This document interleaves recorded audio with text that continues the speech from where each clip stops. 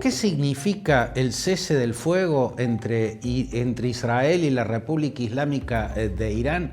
Bueno, en principio, en lo inmediato, en términos políticos, significa una victoria de Donald Trump. Una victoria que incluso podría permitirle eludir el juicio político que merecería por haber ordenado un ataque militar en el exterior sin la aprobación del Congreso. En términos institucionales normales, si un presidente norteamericano realiza una acción militar de la envergadura de la que ordenó y ejecutó Donald Trump en territorio iraní, eso amerita un impeachment, un juicio político. Bueno, el resultado exitoso para Trump posiblemente le permita, más las mayorías contundentes que tiene en el Congreso, evitarse un juicio político. ¿Y cómo logró el éxito con el cese el fuego que proclamó? Bueno, por un lado, dándole a Irán un golpe equivalente a la trompada que entra de lleno en el hígado en una pelea de boxeo, ¿no? Cuando una trompada entra al hígado, lo quiebra al boxeador, lo doblega, no puede seguir combatiendo, no queda knockout, no es un knockout, no pierde el conocimiento ni siquiera por breves segundos, pero sencillamente queda paralizado del dolor. Los bombardeos quirúrgicos en los puntos donde estaban las instalaciones de enriquecimiento de uranio subterráneas equivalen a un golpe en el hígado en una pelea de boxeo. Y eso también equivale a un mensaje que Irán leyó con claridad. Estados Unidos está dispuesto a entrar en esta guerra y a Irán no le pueden alcanzar los misiles balísticos para dos guerras al mismo tiempo. En todo caso puede llegar a alcanzarle para lanzarlos contra Israel. Pero contra Israel y contra las bases militares que Estados Unidos tiene diseminadas en todo el Oriente Medio, difícilmente alcancen los arsenales iraníes de misiles balísticos. Pero no fue la única clave del cese del fuego. La otra clave fue la presión asfixiante que Donald Trump ejerció sobre Benjamin Netanyahu. El primer ministro israelí no quería detener la guerra en este punto.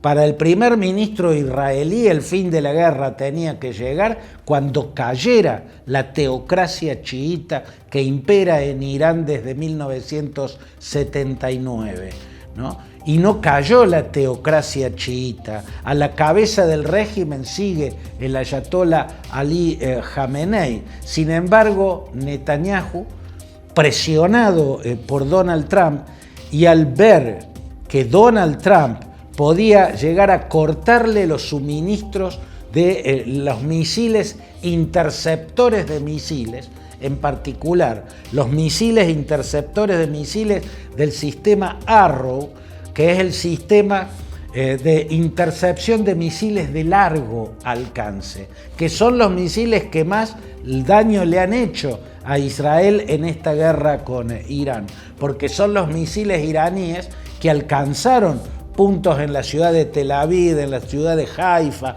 en Beersheba, y nunca en Israel, que ha tenido tantas guerras, habían aparecido postales de destrucción en las grandes ciudades israelíes. Siempre parecían estar en otro país las ciudades cuando Israel entraba en guerra. Esta vez los misiles balísticos iraníes generaron postales de edificios destruidos en la mismísima Israel. El golpe al hígado del potencial militar iraní y la presión asfixiante contra Netanyahu, que debe haber alcanzado la amenaza de cortarle los suministros, sobre todo los de misiles de intercepción de misiles balísticos, hicieron que Netanyahu tuviese que renunciar a su objetivo final, que era la caída del régimen o la muerte del ayatolá Ali Khamenei. ¿Por qué sobrevivió ese cese del fuego a las violaciones que se dieron inmediatamente entrado en vigor? En las primeras 5 o 6 horas de vigencia del cese del fuego hubo varios intercambios de misiles entre Israel e Irán. Sin embargo, luego las baterías misilísticas callaron y se impuso, se terminó estableciendo el cese del fuego. ¿Por qué sobrevivió a esas violaciones realizadas tanto por Israel como por Irán?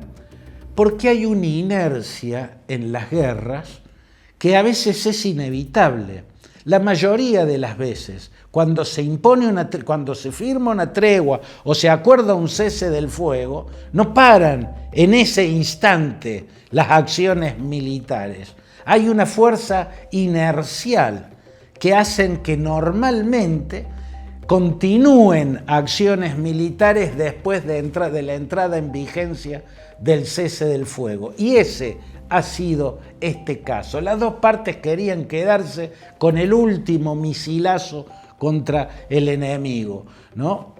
Es lo que, volviendo un poco a la imagen del boxeo o al ejemplo del boxeo, es cuando la campana suena en una parte intensa de intercambio de golpes, cuando los dos boxeadores están trenzados en el centro del ring, intercambiando sopapos y suena la campana en la mitad de ese intercambio intenso. Bueno, lo normal es que salgan 3 o 4 trompadas más de cada lado después de sonada la campana, y el objetivo no era impedir el minuto de descanso, sino simplemente la inercia que genera la intensidad de la pelea.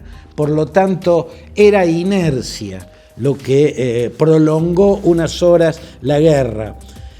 ¿Qué hay que esperar de ahora en más? Bueno, una posibilidad es que este cese del fuego, aceptado a regañadientes por las partes, en particular por Israel, caiga ni bien Israel, por ejemplo, tenga en la mira al ayatolá Ali Jamenei y decida atacarlo, no perderse la oportunidad de matar al máximo líder de la teocracia iraní. O si Irán llega a sus manos una ojiva nuclear ya establecida, ya armada y colocada en la cabeza de un misil para ser lanzada sobre Israel. Para ser potencia nuclear, un país tiene que poder producir su propio arsenal nuclear. Eso lo convierte en potencia nuclear. Pero para realizar un ataque nuclear, le basta con comprarla a esa bomba atómica. Israel se la puede comprar, la puede adquirir de Corea del Norte o de su vecina Pakistán. De Pakistán puede llegar incluso por tierra. Ambos países tienen frontera en la región del Baluchistán, ¿no? Digo, hay una posibilidad de que la tregua se rompa porque una de las partes siente que ya recuperó vigor y que puede dar el golpe certero que acabe con el otro. Sin embargo, eso no es lo más lógico de esperar. Tampoco es lógico de esperar que se inicie una negociación apuntada hacia un acuerdo de paz. Eso sería lo óptimo, pero parece ingenuo pensar que se van a iniciar negociaciones para un acuerdo de paz. Creo que lo lógico de esperar en esta circunstancia es lo que yo llamo un paralelo 38. ¿A qué me refiero con un paralelo 38? Con que se logre entre Israel e Irán un paralelo 38. Bueno, a lo que ocurrió en la península de Corea cuando se acordó un armisticio en 1953 que detuvo la guerra, la congeló entre Corea del Sur, apoyado por Estados Unidos, y Corea del Norte. La guerra que estalló en 1950, cuando el ejército norcoreano recibió la orden del líder Kim Il-sung en ese momento de trasponer el paralelo 38, que es la línea que divide la península coreana, el norte y sur, e invadir Corea del Sur, ¿no? En 1953, a 3 años de guerra, se acuerda un armisticio, se firma un armisticio, y ese armisticio establece que mientras tenga vigencia, ni el ejército del norte va a trasponer el paralelo 38 para invadir el sur,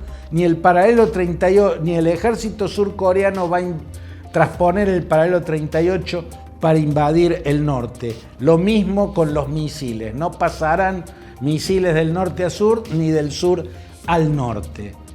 Es solamente un armisticio, nunca se convirtió en un acuerdo de paz. La guerra entre las Coreas sigue vigente, están técnicamente en guerra, pero ese armisticio ya lleva 72 años.